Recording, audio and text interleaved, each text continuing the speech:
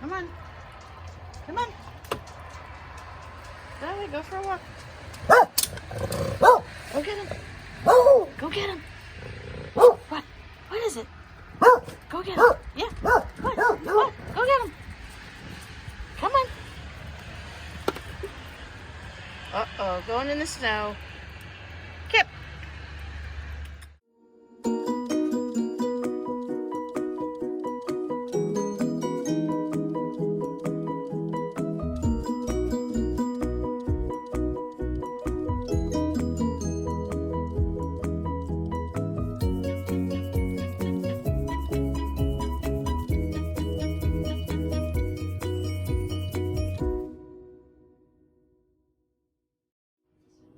Isn't that a cute sign? I love that. Okay, time to make dinner. Got an empty pot, got some olive oil.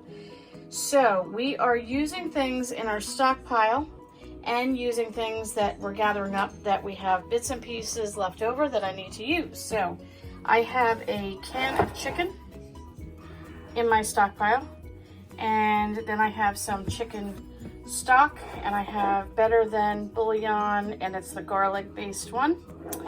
I have some water. I have a bag of carrots that I will explain why I'm using that up. I have some spinach I need to use up before it goes bad. This is some celery and some onion. I'll explain that in a moment. I had some leftover corn, and I had some leftover, it's a mixture of couscous, like it's a medley, I think it was called, from Trader Joe's. It was absolutely delicious. That was in my Trader Joe's haul, and I finally got around to making it. Also some rice-a-roni left over. And I just have a tiny bit of Parmesan cheese and, of course, a wooden spoon. And we are going to make chicken and dumpling soup. It is a snowy day, as you can see, here in New Jersey. And I wanted to use some of these vegetables up and get them used up before they go bad, and I'm learning how to use what's in my stockpile. So this is a 12.5 ounce can of white chicken in water. I've already lifted that up, took the lid off on that, and if you see these bag of carrots, where am I getting carrots from? That was in the other thing. This is a bag of apples somebody gave me. I'm going to go through these and see what I can salvage, and I have another bag there. Make some applesauce in the crock pot. I have some flaxseed here that I'm going to grind down in the food processor so that these seeds turn to powder. So if you see some goodies, I've got lots of stuff happening in the Wilson household, and we are going to get cooking. So I put some olive oil in the pot and also some butter. If you put like a tablespoon or two of butter when you make soup, it just gives it that extra bit of flavor. So I have some celery. I'm going to probably put in about half of this. This is also, I just chopped this up in the food processor along with half of a large onion. And then I have all these carrots. So I'm not using all of these, but I am going to put in a healthy dose of this. I love carrots, and carrots are so good for you.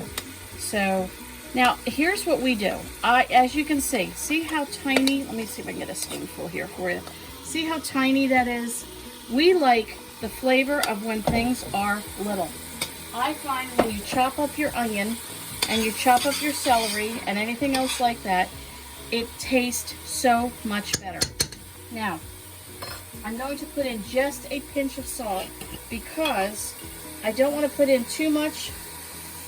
The salt will help sweat down the vegetables, but I'm putting bouillon in and everything, so I don't want to put too much salt in until I've tasted it with the bouillon, etc. So here's the story behind the carrots and celery and onion I told you about.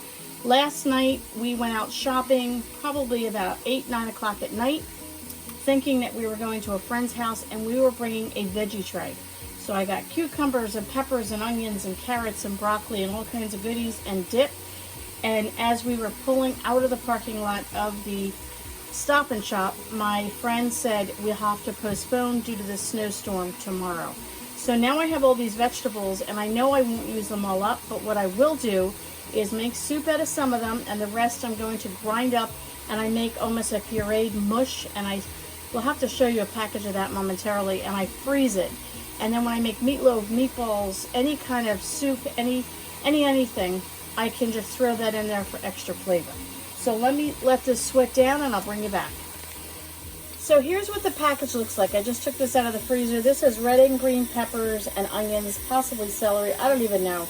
Maybe some spinach. When I have bits and pieces of leftover veggies, I will just cook them down in the food processor. You can see it a little closer there. Cook it down, and now if I make a meatloaf, meatballs, soup, stews, I can throw this in there for extra flavor and extra veggies, and nothing gets wasted. So I'm going to bring you back over here. I'm sweating this. I'm sorry for the steam on the camera, but you let your vegetables sweat down. I added a little extra olive oil. This is how I learned to make a good flavorful roux for a soup. And I am going to now drain my chicken and then dump that in there. So hang on one second. All right, here I just drained the chicken. I'm just dumping that right in here. We're going to just chop this up with the chopper. Now, we are going to be talking further in another video or two about eating down your stockpile. Now, first of all, I tell you to build it up, and now I'm telling you to eat it down. Am I losing my mind? No. But I will be explaining exactly what I mean by that. But here's an example of I needed a quick dinner. It's a snowy day. I don't feel like fussing. And I have canned chicken in there that I can use. I also have my own canned chicken in jars, but I didn't feel like taking, that is on the bone. I didn't feel like taking it off the bone. So I'm just using one canned chicken. I have probably about a dozen of these cans of chicken. So no biggie, I'm going to use them. Next thing I'm going to do is just dump in my extras. I have some corn. I'm going to put in all the bits and pieces that I have. Whether you want to call it bits and pieces, call it up gathering up your fragments. Whatever you want to call it, you can call it that. I'm going to pour in some water. Right now this is 4 cups. I'll probably be adding another 4 cups momentarily. We're going to put in a couple of tablespoons of beef bouillon. I'm just going to eye that. You can add as much as you want or as little as you want. And then I have the better than bouillon. And I'm going to be adding, there's not much left in the jar as you can see, but I'm going to add probably about a teaspoon of that in here as well. Let's get my rice and the couscous mixture stirred up and get that all broken up. We're going to bring this to a soft boil. I have some spinach that I said I want to use up. I'm going to dump that in there and that'll cook right down. No fuss, no bother. Once all this cooks up for a while, I'm going to let it simmer. We are going to make some dough balls to put in here and make dumplings in the soup, so I'll bring you back shortly. Okay, so the soup is bubbling away. I'm letting that spinach cook down. I've set the timer for 12 minutes. Boy, that looks funky on there, doesn't it? There you go. I'm setting that for 12 minutes and just letting that really cook down. What I did do is I did a taste test with the spoon, and I have a mixture of onion powder, garlic powder, and parsley that I make up myself. I just actually do equal parts of all 3, and I fill a jar, and this way I just don't have to keep using a little bit of this and a little bit of that. It's pre-made, and I put in a full-bodied teaspoon of that, and then I also sprinkled in some Italian seasoning so that I could have a little extra robust flavor. I put in a tad of salt, and there we go. I'll bring you back when that's done, and then we're gonna make the dumplings or the dough balls to go into the soup, and we'll enjoy.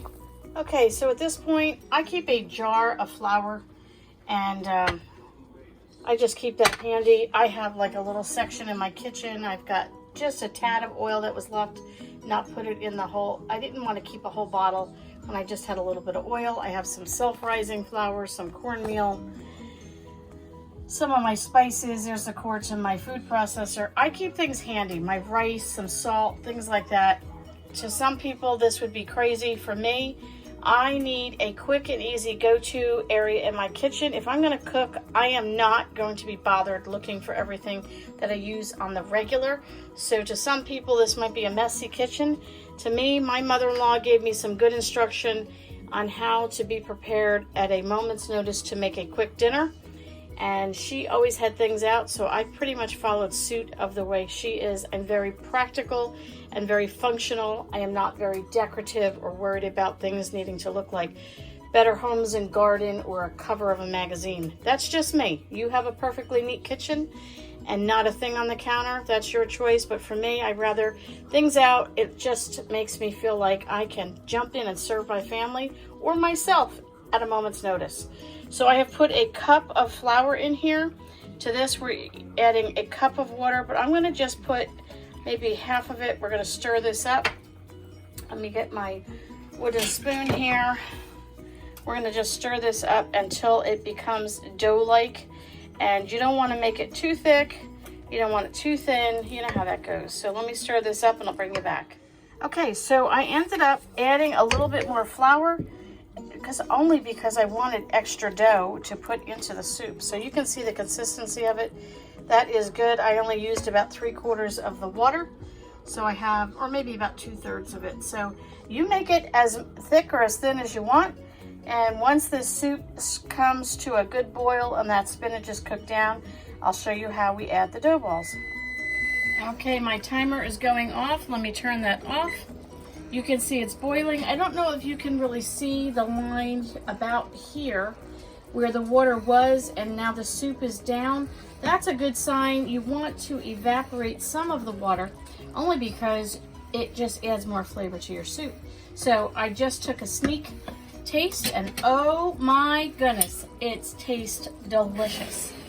So what I'm going to do, I think I'm going to save this and add it to the top of each bowl of soup. My son doesn't really like cheese a whole lot on soup and stuff, so all right, so there's the dough. So I'm going to add the cheese to my husband and to mine. I think that would be perfect. So now, dough balls. See that? It gets nice and stretchy. I like to use my fingers. So I would just take it apart. You're going to drop it in the water, just like that. So you could have fun. I would say this would be fun for the kids, but obviously you don't want them near the hot liquid. But if your kids are older and they're learning, then that's great.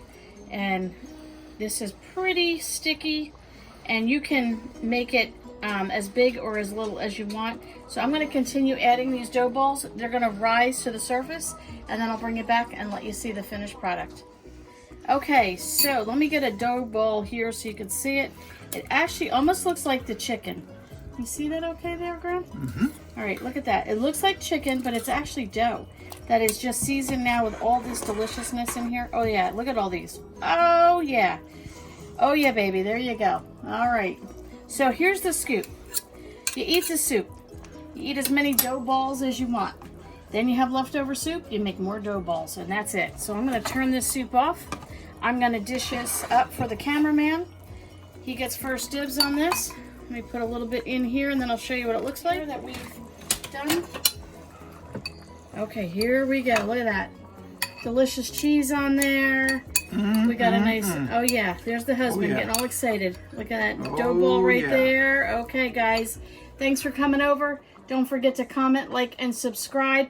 Tell me below in the comments, what do you use from your stockpile on the regular to make quick and easy meals? I'd love to know. Okay, we'll catch you on the next video. Bye. Bye.